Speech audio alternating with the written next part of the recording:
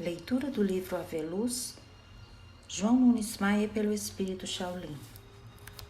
Fecundação. Tiago de Alfeu era um personagem de grande interesse para o cristianismo, principalmente quando se começava a implantar a filosofia de Jesus na face da terra. Ele serviu de ponte entre os cristãos primitivos e os judeus conservadores, que não aceitavam o Nazareno como o Messias prometido. Também era um dos endurecidos nas leis mosaicas, daqueles que não tiravam o pé 1 centímetro dos conceitos dos velhos textos. Mas, como o mundo dá muitas voltas, no dizer popular, deu uma dessas voltas de transformação com Tiago de Alfeu, homem de grande valor nas sinagogas, pelo cumprimento do dever e pelos conhecimentos que armazenara sobre a cultura de outros povos e de várias filosofias. Tiago dominava algumas línguas pelo prazer de impressionar aqueles que o ouviam. Não podemos dizer que era um doutor da lei, qual Saulo de Tarso. Contudo, podemos afirmar que era pessoa de muita influência nos meios sacerdotais. É para o raciocínio indagar como um homem desse veio parar no meio dos cristãos, com tanto interesse de divulgar os ensinamentos do Mestre. A sua conversação ficou obscura no seio do colégio apostolar. Guardou-a como segredo no coração, como parte do seu estupendo desejo de fidelidade a Moisés, a Deus e à sua consciência. Tiago era meio iniciado, como reflexo da sua verdadeira iniciação de reencarnações passadas na Assíria e Caldeia. Era resguardado, pois nunca falava aos que o ouviam tudo o que ele sabia. Guardava sempre algo a mais como segurança para sua firmeza doutrinária. Para poucos, ele se abria como se fosse um mestre no assunto.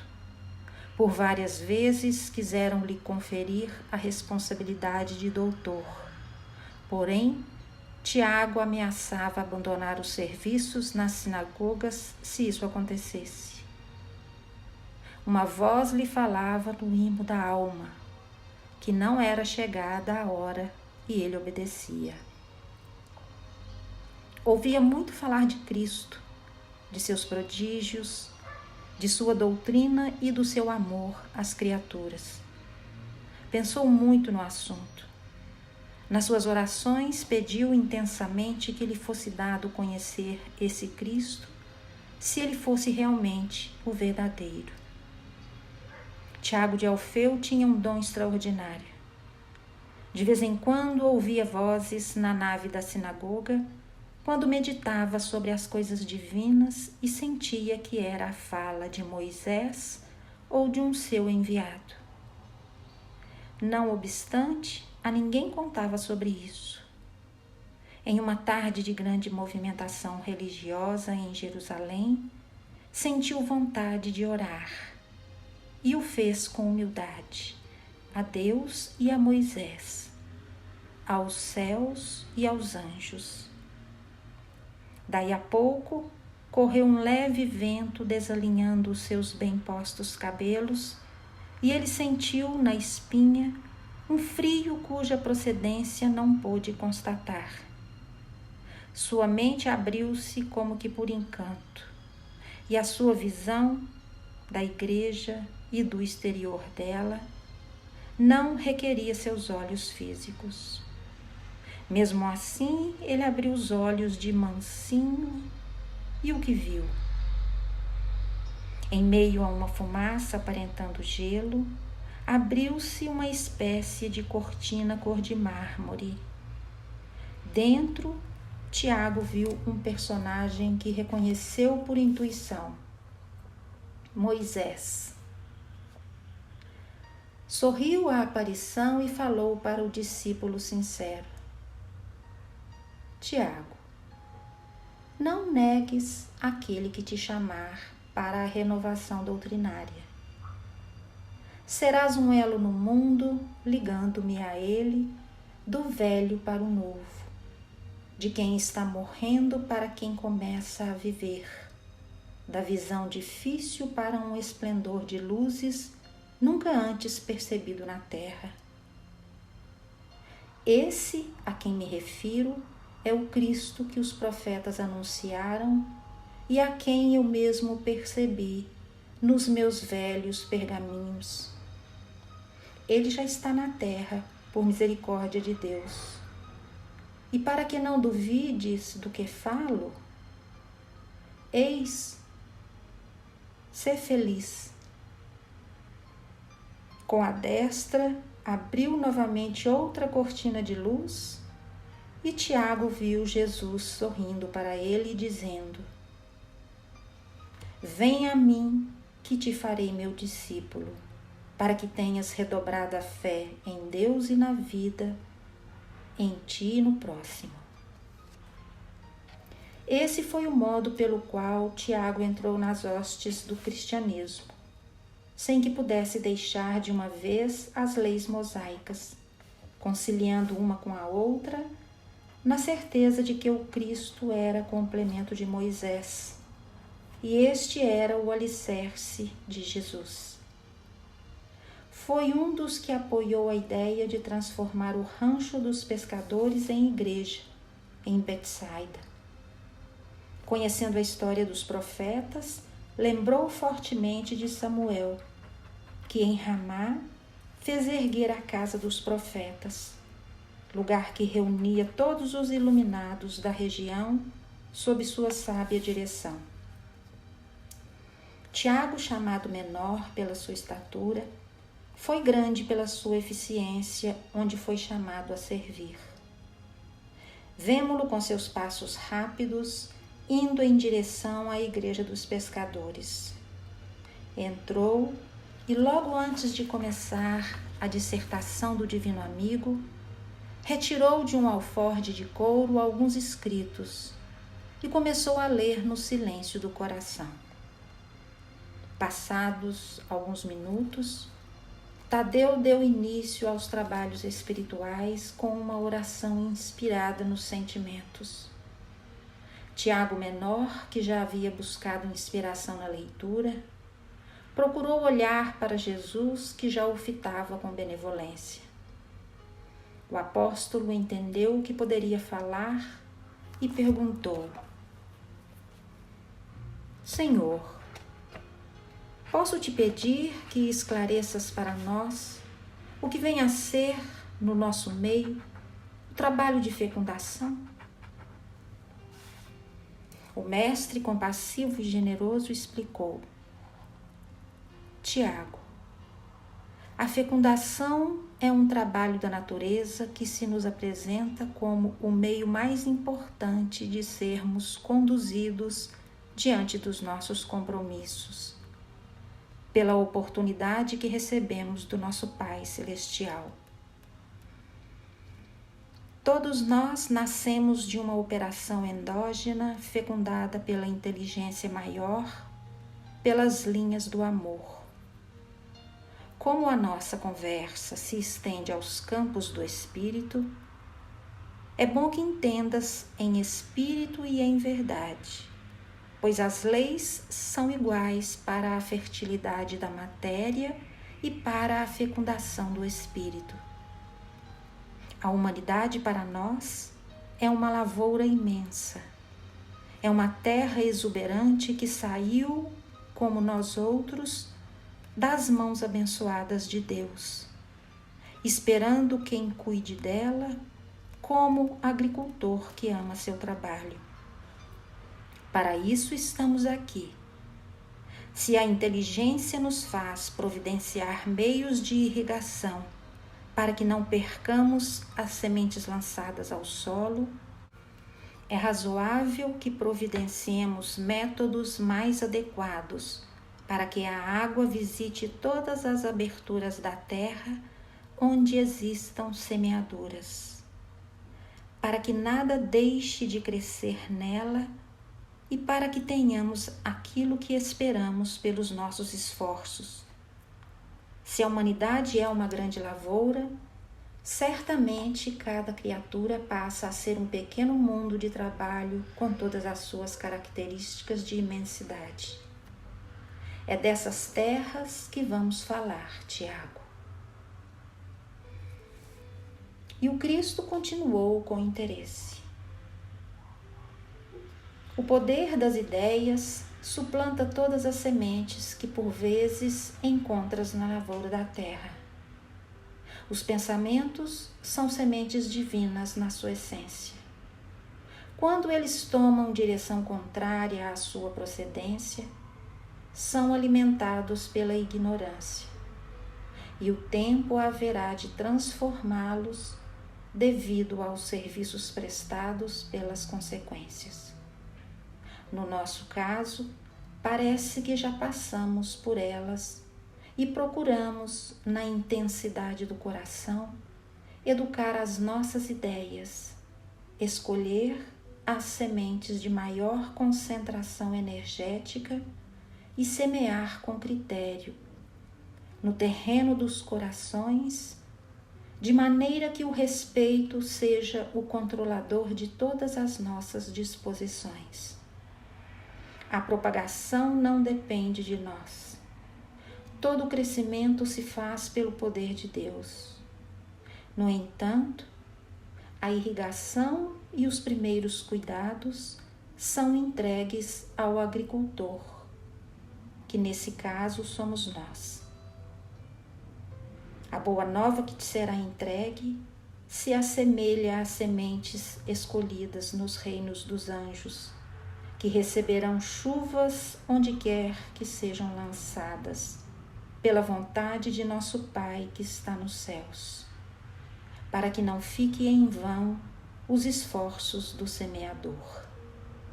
Jamais penses que estás só na terra imensa dos povos. Quando algumas portas se te fecharem, visando te intimidar na fecundação da nobreza espiritual, não te perturbes com os barulhos, com os insultos, com as prisões, com os castigos, com a falta de cooperação, com a ingratidão dos que foram servidos, com as leis do mundo e com os poderes políticos.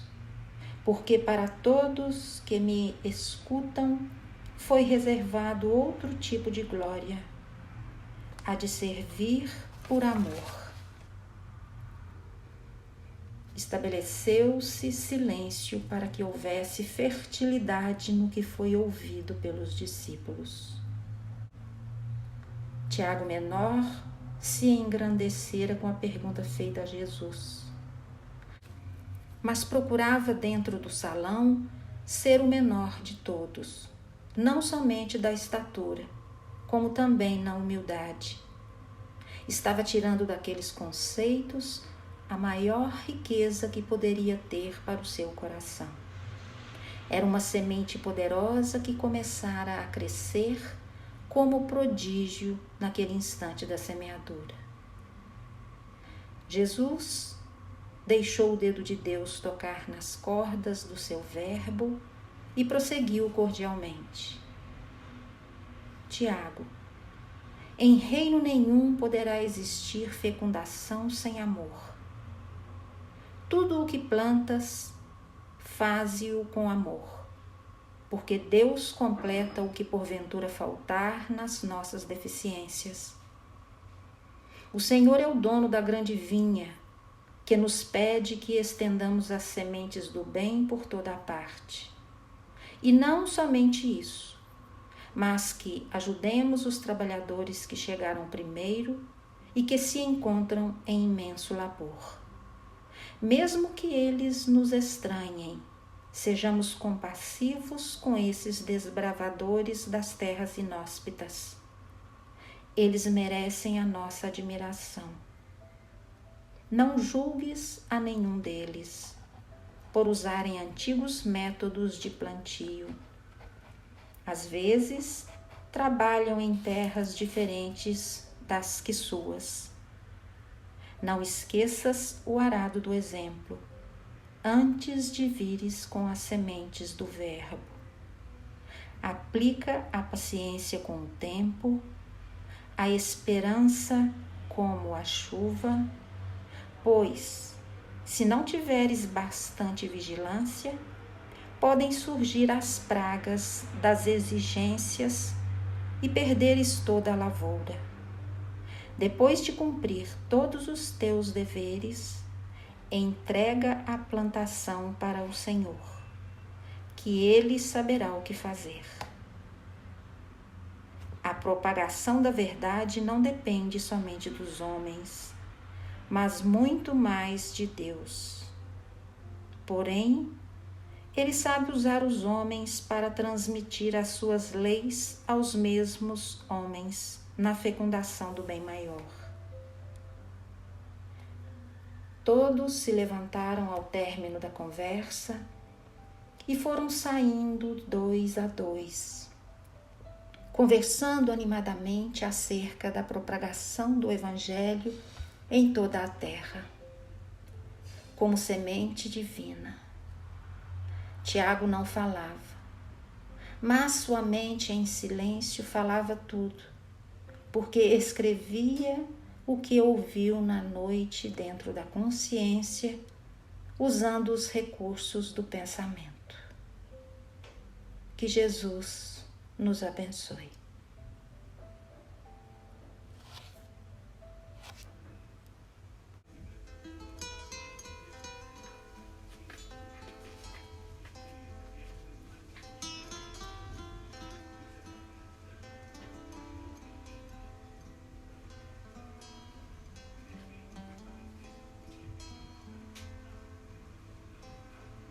Senhor, fazer-me